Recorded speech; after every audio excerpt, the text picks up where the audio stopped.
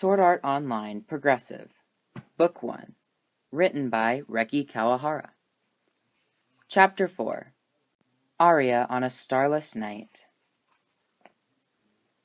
For her first meal in 3 days, or possibly even 4 days, Asuna chose a heel of the cheapest black bread the NPCs in town sold, as well as the free water available at many fountains around the place. She'd never particularly enjoyed eating in real life, but the total emptiness of eating in this world was hard to describe.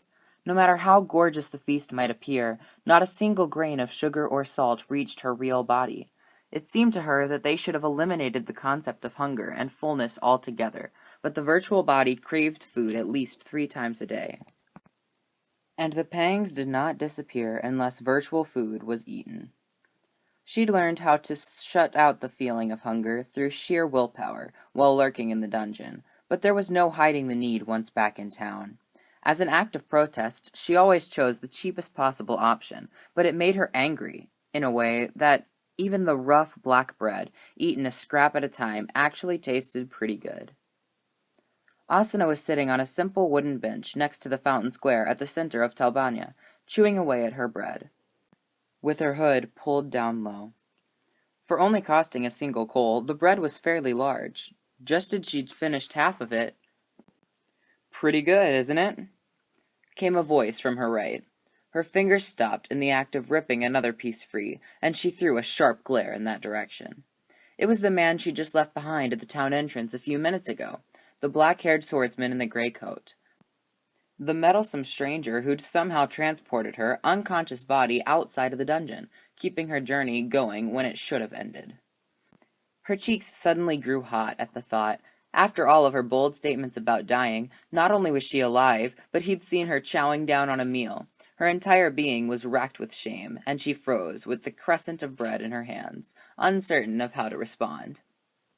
The van eventually coughed and politely asked, "May I sit next to you?" Normally, she would silently stand up and leave without a second glance, but in this unfamiliar situation, she was at a loss. Taking Asuna's lack of response as silent permission, he sat down in the far right corner of the bench and rummaged in his pocket, giving her as much space as possible. When his hand reappeared, it was holding a round black object, a 1-coal roll of black bread. For an instant, Asuna forgot her shame and confusion and looked up at him in simple astonishment. If he was good enough to have reached that deep spot in the labyrinth, and have such excellent equipment, this swordsman must have enough money to afford a full-course meal at a nice restaurant. Was he just a cheapskate, or... "Do you really think this tastes good?" she asks, before she could stop herself. His eyebrow took an expression of hurt dignity, as if he nodded vigorously. "Of course! I've eaten one every day since I got to this town. Of course, I throw a little wrinkle in." "Wrinkle?" She tilted her head in confusion beneath the hood. Rather than explain out loud, the swordsman reached into his pocket and produced a small porcelain jar. He set it down on the bench and said, "Use this on your bread." For a moment, she wasn't sure what he meant by "use this on your bread." Then she realized that it was a common video game phrase. Use the key on the door, use the bottle on the spring, and so on. She reluctantly reached out and touched the lid of the jar with a fingertip. She selected Use on the pop-up menu that appeared, and her finger started glowing purple, the signal for Target Selection Mode. By touching the black bread in her left hand, the objects would interact. With a brief jingle, the bread was suddenly white-coated. No, covered, with a thick substance that appeared to be cream? "Where'd you get this?" "It was the reward from the Revenge of the Cows quest in the last town. It takes a long time to beat, so I didn't think many people have bothered to finish it," he said seriously, using the jar on his bread with a practiced motion. It must have been the last of the container, because the jar flashed, tinkled, and then disappeared. He opened his mouth wide and took a large bite of his cream-slathered bread. His chewing was so vigorous she could practically hear the sound effects, and Asuna realized that for the first time in ages her stomach pangs were not an unpleasant pain, but a healthy sign of honest hunger. She took a hesitant bite of the creamy bread in her hand. Suddenly the rough, dry bread she'd been eating had turned into a heavy, rustic cake. The cream was sweet and smooth, with a refreshing tartness like yogurt. Asuna took a few more rapturous bites, her cheeks packed full with the numbing sense of contentment. The next thing she knew, there was not a single crumb left of the item in her hands. She looked over with a start to see that she had finished her food just 2 seconds before the swordsman. Overcome with shame again, she wanted to get up and run off, but couldn't bring herself to be so rude to the man who'd just treated her to such a tasty meal. Breathing heavily, attempting to get her mind in order, Asuna finally managed to squeak out a polite response. Thanks for the food. You're welcome. Done with his meal, the swordsman had clapped his fingerless gloved hands together and continued. If you want to do that cow quest I mentioned, there's a trick to it. If you're efficient, you can beat it in just 2 hours. She couldn't deny the temptation. With that yogurt cream, her cheap black bread had turned into a proper feast. It was the only artificial satisfaction created by this game's flavor modeling system. But she wanted it again. Every day, if possible. But Asuna looked down and quietly shook her head. I'll pass. I didn't come to this town in order to eat good food. I see. Well, why then?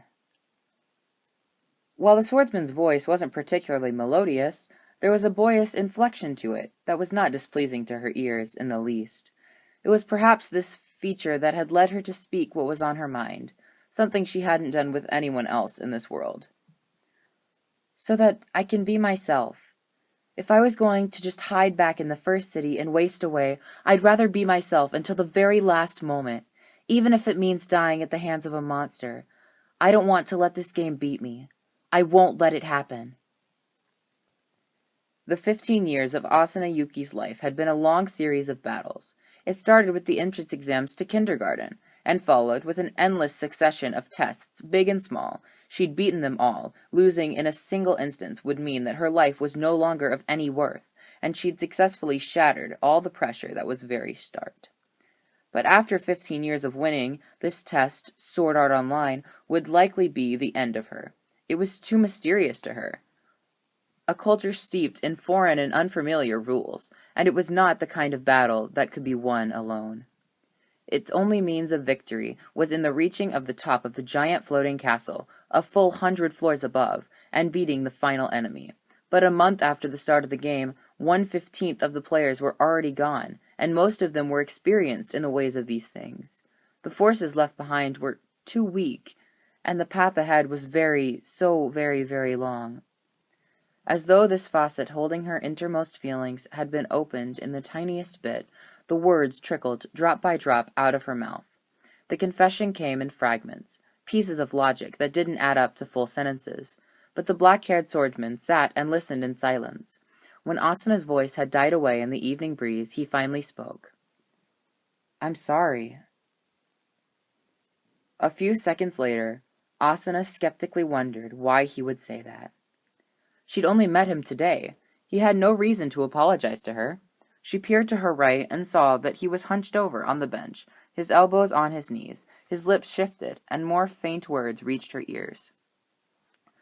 I'm sorry, this current situation, the reason you feel so pressured, is my... But she couldn't make out the rest. The especially large windmill in the center of town started ringing its wind-powered clock bell. It was 4 o'clock, the time of the meeting. She looked up and saw that a large number of players had gathered across the fountain square.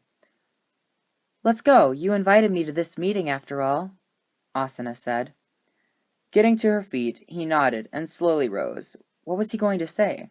It ultimately didn't matter, because she was never going to speak with him again. But the thought dug into her side like a tiny thorn. I want to know. But I don't want to know. But I don't want to know.